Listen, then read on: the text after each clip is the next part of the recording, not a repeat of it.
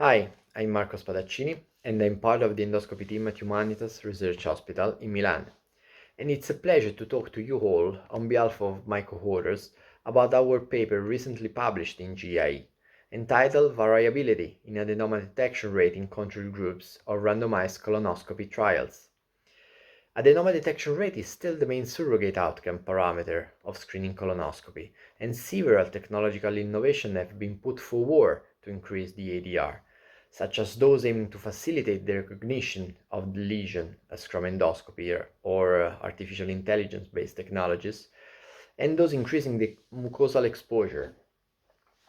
From a methodological perspective, the simplest methodology to test the efficacy of any ADR-related technology is a parallel or a crossover comparison between patients randomized to undergo colonoscopy with or without the new technology.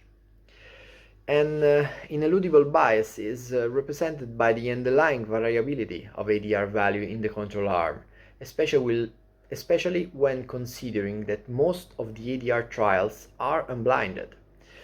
As a matter of fact, a lower ADR in the control group may in theory facilitate the favorable outcome of any new technology, while an initial high ADR may jeopardize its chances of success. For instance, when validating artificial intelligence for polyp detection, the range of ADR in the control groups goes from 8 to 53%, presumably depending on a broad range of factors. In order to standardize it, we aim at identifying factors that may predict the level of ADR in a control group by pooling data of control groups in terms of detection performances, regardless of the technology or technique tested.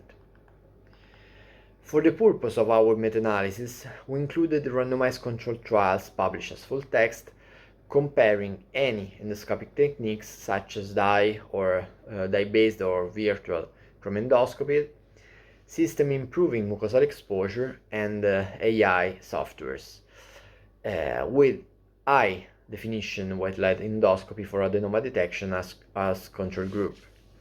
The primary outcome was the adenoma detection rate.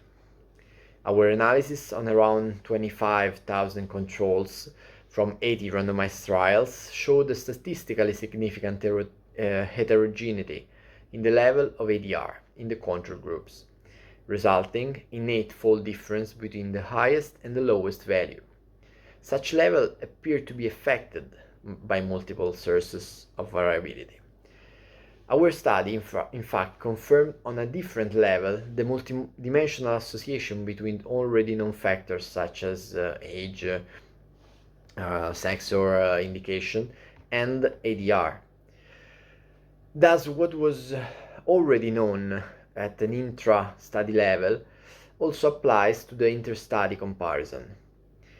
The effect of age, sex, and fit-positive indication of control ADR is likely to depend on the association between this variable and disease prevalence.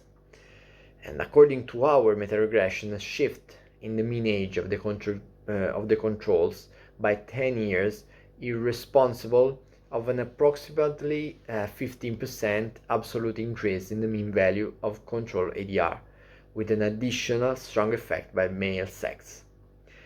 This calls for the need to standardize the demographic characteristic in studies on detection of colorectal neoplasia. A similar consideration may be put forward for the highest control ADR in fit-positive studies. However, the effect of fit on the ADR is mainly related with an enrichment of advanced adenomas that represents not only a quantitative but also a qualitative difference between fit and non-fit studies. The association between the year of the study and the level of control ADR may be mostly related with both technical and technological improvements.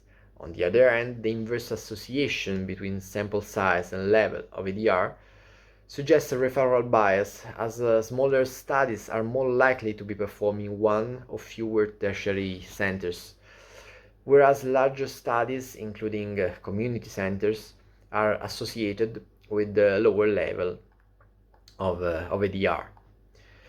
The last factor is represented by withdrawal time, and according to our analysis, there is both a large variability in the mean of withdrawal time across the studies and a wide difference in control arm according to the value of withdrawal time for each study.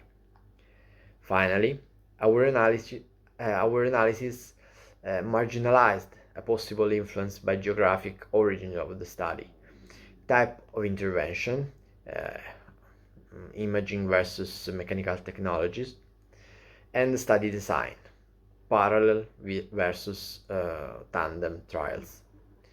Of note, there is a residual variability in the ADR of control groups after adjusting for all identified variables, and this may be due to the interendoscopy difference in ADR that may be related with the skills acquired in the training or retraining periods.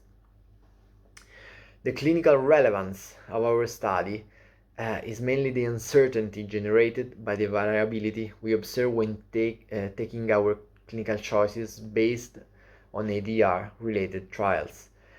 And so only a clear standardization of all the variables identified by our analysis may lead to a transparent comparison across the control groups of different trials in order to clarify whether different interventions have been validated in a similar or different level of risk of bias.